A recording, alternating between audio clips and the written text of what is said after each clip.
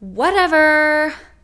Hi Playmates! Do you keep up with Heowon's Atelier on Facebook? I look at it from time to time, and the one that recently caught my eye is the one where Emma is speaking to John Donk, asking him to make Raquel the king's guard to send him away for a while. So basically it goes like this. She says, I have no regrets regarding my love. Your ambition was also mine as well. Your Majesty, have you recently heard that our domestic situation is becoming similar to Bran? I suppose it's a positive outcome from accepting the virtues of our ally, he says. But because of that, Queen Carrie has gained much power and is consistently pouring pressure on Raquel. If you truly love Raquel, why don't you appoint him as the king's guard and send him away for a bit? And then it says, so please don't stop. Don't you think that the true blood of Saint West should become a king's guard in order to please the people? It says, at the end, dun dun dun, for our Raquel. So there's like two different dialogues that are going on. So it kind of goes like that. And when you read through it, you kind of automatically think, okay, so yes, Aerostar, you know, you were right in your previous video when you said that Raquel is Baelish and Emma's love child, especially as Emma transforms as Baelish on the last scene. I mean, it makes sense genetically, and it's a theory that I've had for a while now, but I have two different theories now after reading through this and kind of rethinking through the whole situation.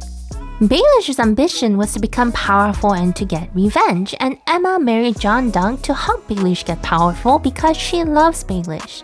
In the scene, if that is Emma saying, for our Raquel, and Baelish being the adopted grandfather of Raquel, even if Baelish isn't the blood father, Emma could have referred to Raquel as our Raquel to Baelish. And Emma being adopted as well, she would be the one to know for sure that Baelish is capable of loving a person not related by blood, although Baelish was also involved in human trafficking, so what's up with that?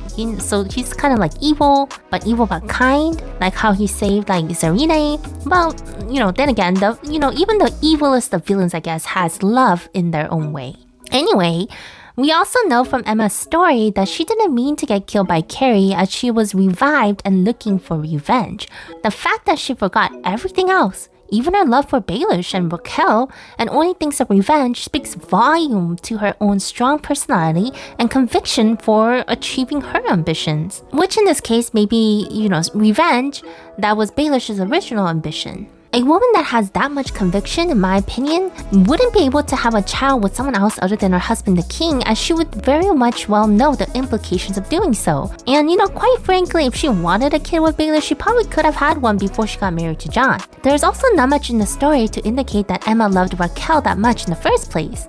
For example, Raquel was raised by her servant, and yes, before you say that, I know he's a prince, so it makes sense that there would be a servant involved, but if that servant raised him and had enough influence on him that her assassination changed his character that much to that degree so that he's having like these dual personalities and like an evil side, it could very well mean the absence of a mother figure. If Raquel is Emma and Baelish's child, I would think that Emma would have had more affection for Raquel and would have been a little bit more involved in his raising and childhood. The other less likely theory, and one that I kinda like, is that Emma turning into Baelish in the last scene could also implicate the continuous manipulation of Emma by Baelish to get what he wants. I mean, think about it. If Baelish wants power, technically speaking, both Nemarius and Raquel are in his way. Nemarius, well, because obviously he's being controlled by Queen Carrie, the Queen of Bran and all of that stuff, who obviously doesn't like Emma, which in turn means that she doesn't like Baelish. And Raquel, because, well, he's, emotional, has dual personality, but at the same time, he's very powerful, so he can't be controlled. So in other words, a wild card, which could be very dangerous to Baelish, regardless of the fact that he's his, godfather or grandfather, and, Emma, his lover, is his wife. Then again, in the eyes of Raquel, that could be even more confusing, causing a little bit more rift. So anyway, there's that. Using Emma to send away Raquel may have not been for the safety of Raquel, but more so for a way for Baelish to sustain his power in St. West. Hence, Baelish could very well be telling Emma in this instance that he doesn't regret giving her to John, and that she should not stop listening to Baelish for Raquel's sake. Manipulated words to use her for his ambitions. So in the end, this quote that says, I have no regrets regarding my love, your ambition was also mine as well, so please don't stop for Raquel, could be contrastingly Baileysh talking to Emma to get her to speak to John about what he wants to be done with the key figures that are standing in his way of power.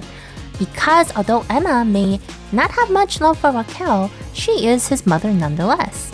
It's a wild theory and maybe it's wrong, but that's what my thoughts are whirling around at this moment. With that note, there's all these updates dropping for us. Hopefully all of them will work well and we will get to play around with these new features and share them all with you here on this channel. I mean, what are your theories on their relationship? Let me know down in the comments below. And if you like random gaming content, especially on Exos Heroes, please consider leaving a like and subscribing. I post every Wednesday and weekends. Thank you all so much for watching. Stay safe and take care.